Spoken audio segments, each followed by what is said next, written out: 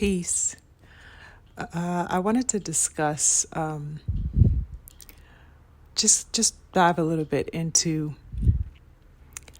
some talks that are going on right now as of the past few days since EJ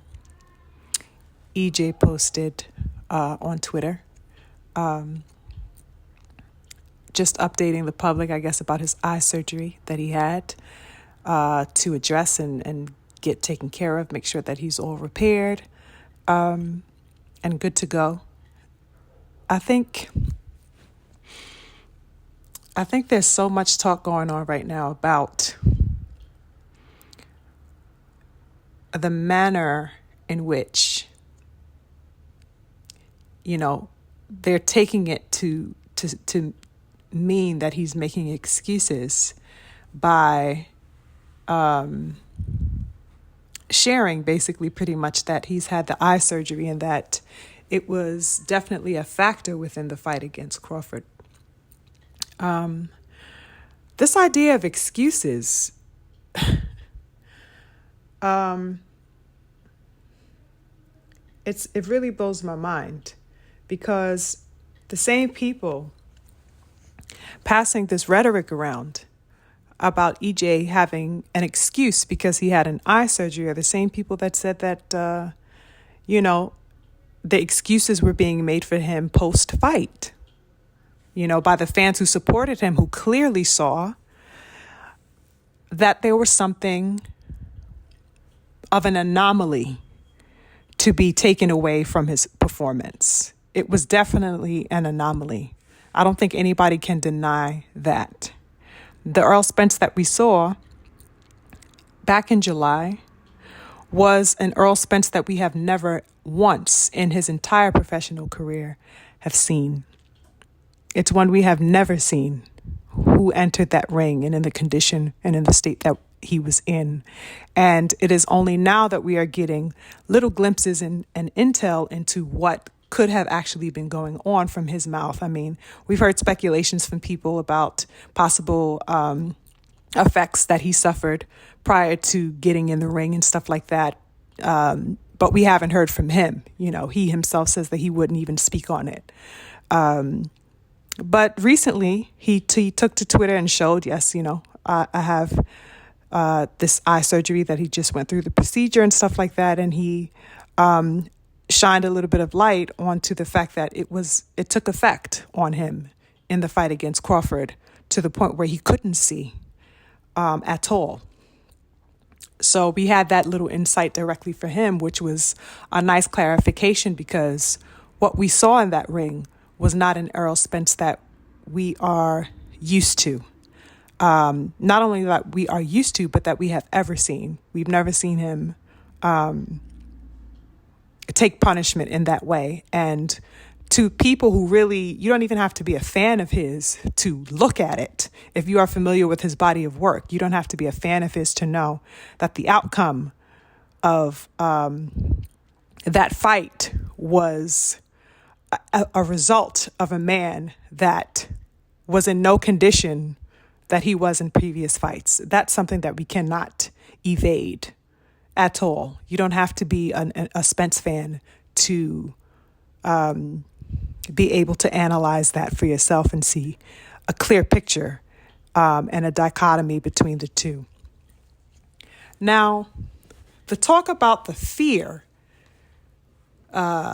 basically, that he has, he's supposed to be, I guess, scared enough that he has to lie or, assume a position of making an excuse to save face. I don't know what these, EJ doubters are thinking when they think that this grown man who's been boxing for most of his life has to all of a sudden make an excuse to appease and pacify them. Like what would be his aim in having to make an excuse for you? Like, y'all don't do nothing for this man don't owe you guys anything for him to have to, fix his rationale to kind of make an excuse so that it can be acceptable to you, or so that, you don't look at him a particular way. This man owes nothing to anyone. He's a fighter. He gets in the ring and he does what he does. And At the end of this, he hopes to be an acclaimed and esteemed fighter that goes in the history books as one of the best to do it of this era. Like, he doesn't have to pacify or justify anything to you, for the sake of making an excuse. I just don't understand the logic behind it. It's very bizarre. And the analysis that I want to make here is that what is permeating in this master narrative that is happening right now and that's penetrating a lot of media platforms, this fear talk, because it's really based in fear. And they want him to be fearful. And it is because they are themselves fearful that in some way, if he confronts and shares the fact that he was affected and afflicted by whatever in that fight, that somehow that would be discrediting Bud Crawford. And that is not,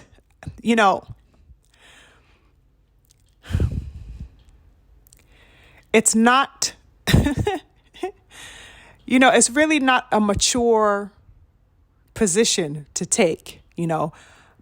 Errol Spence gave Bud all the credit in the world. If you haven't been in the know, if you've been sleeping under a rock somewhere, he hugged the man post-fight, dapped him up, said good shit. Right after the fight, got on Twitter, saluted the king, says, yo, that was a hell of a fight. Can't wait to run that shit back. Good shit, good shit. Said it again recently on his Twitter post. More credit to Crawford. But does that mean that he has to abnegate himself? No, he doesn't have to abnegate the fact that he was afflicted in that fight. Two things can be true at the same time. Yes, he can give credit to Bud Crawford for a fantastic performance that he put on. But he can also be truthful about his affliction, whatever that may have been.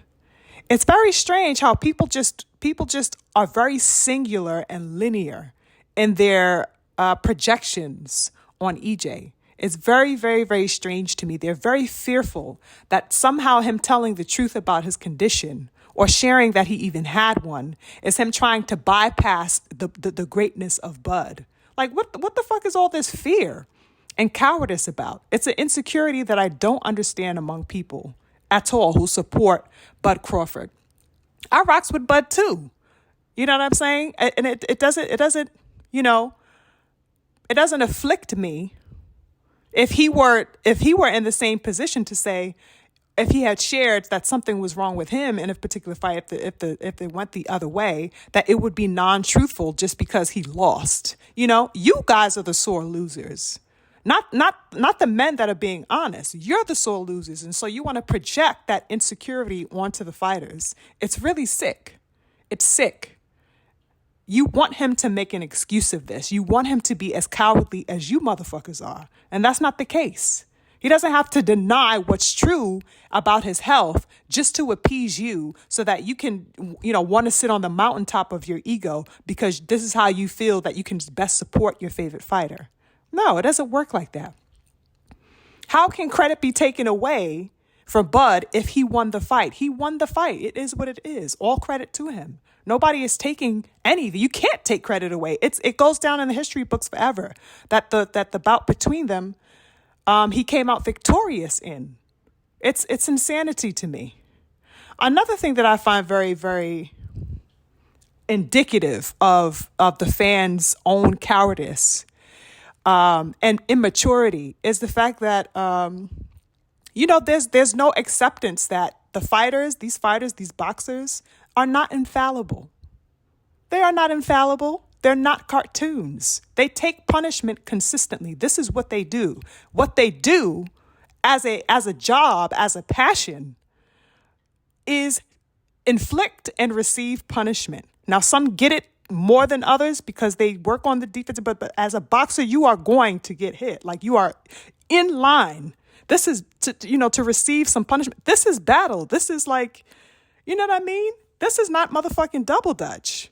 Like, I don't know they are not infallible. And so with that being said, it's only an obvious conclusion that at some point they will need to receive some medical attention, because injuries happen even in sparring. They're not even in the full-fledged fight at many times. A lot of the times the injuries are received in the practice.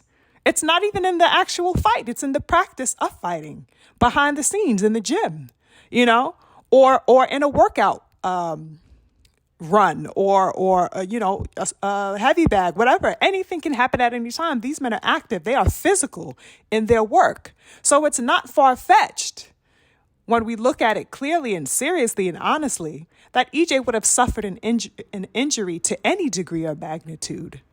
He's aligned with this particular type of work, which would consist of a number of injuries for any given reason at any given time. Why would that be a far-fetched thing that he would have received an injury enough to where he would need to treat himself for it surgically, medically, medical attention? Like, it's just crazy to me that you think that, oh, well, no, he's just making an excuse. Why the fuck would I make an excuse when my body is on the line day in and goddamn day out? This is what it is. This is my job. It's crazy to me that these fans would question that. He's basically not given the space to reconstruct, reset, and address his health concerns. Like, that's an impossibility to these fans who sit back in their living rooms eating motherfucking bonbons with the cat litter right next to them. It's like an impossibility that, these people get hurt and harmed and they have to address their issues. I don't know. You think they're cartoons that they have to be 100% perfect all of the time, and that there are no battle scars gained from these bouts, or from pushing their bodies, or from pushing their minds. Whatever the case is, these people put everything on the line. This is not, sitting down picking daisies. This is the fight game. This is the fight business. This is what these men do. It's crazy. And I think that fans of these people, it's bizarre to me how they're so apt to protect the egos of their favorite fighter, but they're not quickly justificative of the protection of the well-being of another fighter. So you want to go balls to the walls for the one that you like, but the safety of a fighter in general is not, it matters nothing to you. How could you excuse something like that? If you're a fan of the fight game, then the well-being of the fighter should be your priority, because you respect the people who get in the ring and you support them no matter what they do. I don't have to particularly like you in order to care about your well-being as a fighter. I know what you do. I respect any fighter that gets in the ring. That's why you hear that said by so many fighters. I respect any fighter that gets into the ring because they know what the cost is. They know what it takes to get in that ring day in and day out, and to prepare to be in the ring day in and day out. Physically, mentally, emotionally, and otherwise. They know what it takes. And so the fans don't have the same perspective. They're so immature and so aloof. It just becomes, kind of like a fanfare. I use that word so much. It's like a fanatic. They have no idea. They're just there to spectate. They don't really have real respect and reverence for these fighters for what they do. I'm not sure what draws the distinction. You care about, quote unquote, care. I can't even say really care, because, you can't say that, somebody's life who also bleeds and gives his life to the ring is less valuable somehow. His life don't matter, that he can't be allowed to care for his wounds, for his battle scars, so that he can repair and recover and continue to go on. There's a lot of backward motions being made in this type of dialogue, and I do not understand it, and I don't support it. It's these fighters put their lives on the line, and this very putting the lives on the line is the very thing that you won't allow them to take care of. So you want them to give their life, but you don't want them to care for their life. It's crazy, but you'll line up by the droves to watch them fight. It's just insanity to me. And I think that a lot of people need to rethink how they're shaping and formulating these particular types of views when it comes to fighters. It's very childish, and it has no place.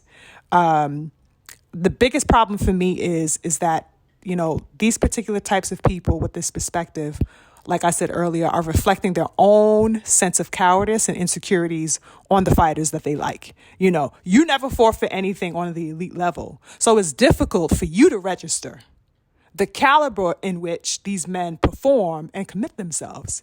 You know, you guys are too quickly to assume that somebody's opting for a cop-out, because that's what you would do when you're faced with adversity. You would cop the fuck out. That has nothing to do with these men who've dedicated their lives to rising to the challenge in this particular type of battle, in this arena. There's no space for that in this arena. No, it doesn't work. So that mindset is a reflection of the onlooker's own fallacy, you know, and sense of inner falsity. That's what they're thinking, and they're projecting that on these fighters. Oh, you're making an excuse. No, you make the excuse to your mama on why you didn't pay her rent this month.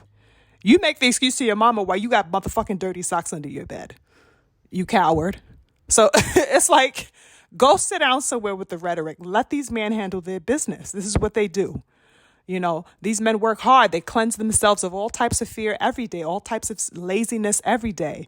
You know, it's hard work, what they do and what they have to give and sacrifice in order to do it. And you want to project your own little fickle, fragile image on them. You know what I mean?